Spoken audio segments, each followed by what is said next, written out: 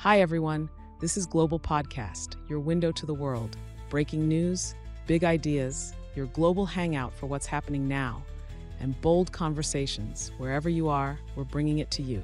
Let's get started. All right, diving right in today. Let's do it. We're looking at this pretty significant meeting between former President Trump and Israeli Prime Minister Netanyahu Huge. at the White House this past Monday, April 7th, 2025. Big day.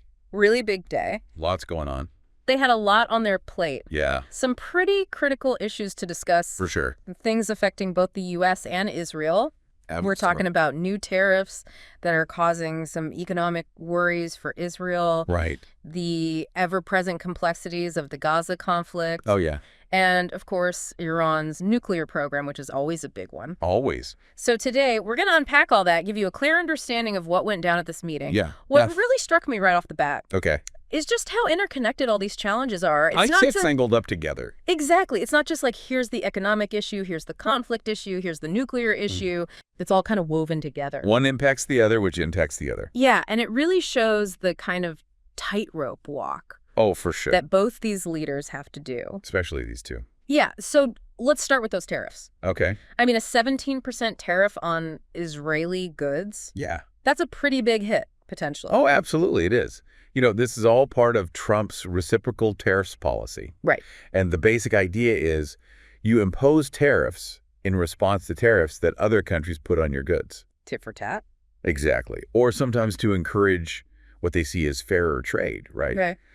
But for Israel, I mean, think about how much they trade with the U.S. Huge trading partner. A 17% tariff is going to create some serious economic headwinds, to say the least. Yeah, and it seems like Netanyahu's main goal going in I mean, yeah, of course. was to find a way to either reduce that impact or get some kind of exemption. Absolutely. He's got to protect his country's interests. And it's really telling that he was the very first foreign leader First one in the door. to meet with Trump about these tariffs. Yeah, didn't waste any time. He even met with Commerce Secretary Lutnick beforehand. Oh, wow. So really prepping for this. Yeah, specifically to talk tariffs. That's laser focus right there. So it just shows how serious... You know, and understandably so. Yeah, they're taking this. It shows how even a domestic policy change in one country can have huge ripple effects all over the world. Absolutely. And then you've got this whole other situation, the Gaza conflict. Oh, man, yeah. So much to unpack there. Where do you even begin? No, I mean, what were the main things they focused on? well, the big thing, obviously, is Israel's military operations in Gaza. Right. You know, there was a recent escalation. Things are heating up again. Yeah. And Netanyahu's looking for continued U.S. support Okay. in countering Hamas, which is obviously a big priority. Right. And also, really crucial, they're trying to get those hostages released. Oh, right, the hostages. That's a big part of this, too. Yeah, and you can't forget about the International Criminal Court, the ICC, Right. and the accusations they're making about war crimes. Always looming in the background. Yeah, against Netanyahu himself. Yeah. Definitely adds another layer of tension to everything. It's interesting, though, that Netanyahu met with Hungary's Prime Minister Orban just before coming to the U.S. Huh? That's interesting. And Hungary just recently withdrew from the ICC. Oh, wow. Seems a little strategic, doesn't it? It definitely makes you wonder. Like he's trying to build some support. Yeah, shore up some alliances. On that front. Makes you think about how countries try to navigate these international legal bodies during conflicts. Definitely. And then, of course, the big one, Iran's nuclear ambitions. Ah, yes. It sounds like Netanyahu really laid out his concerns there. Oh, I'm sure he did. He's been pretty vocal about this for, well, a long time. Yeah, and he's always been skeptical of any kind of nuclear deal with Iran. Yeah, he's not really convinced that's the way to go. It seems like he and Trump are on the same page, though. Oh, yeah, about potentially taking military action. Wow. If the diplomacy doesn't work out. So they're drawing a line in the sand. It's not just about the specific issues they talked about either. Wow. It's the fact that they're so aligned.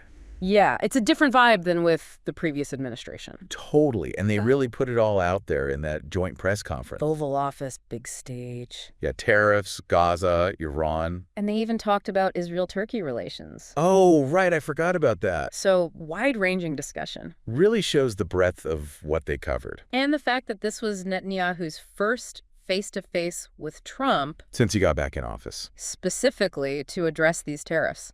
It's a pretty big deal.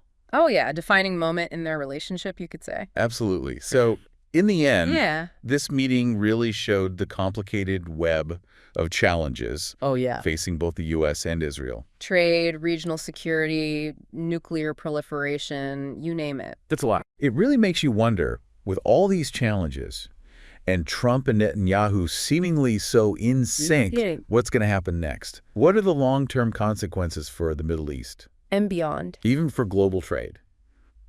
Something to think about. A lot to think about. Yeah, a lot to think about. Thanks for diving in with us today. My pleasure. Always great to be here. And until next time, keep exploring. And learning. Keep asking those tough questions. The world needs more of that. Absolutely. Absolutely.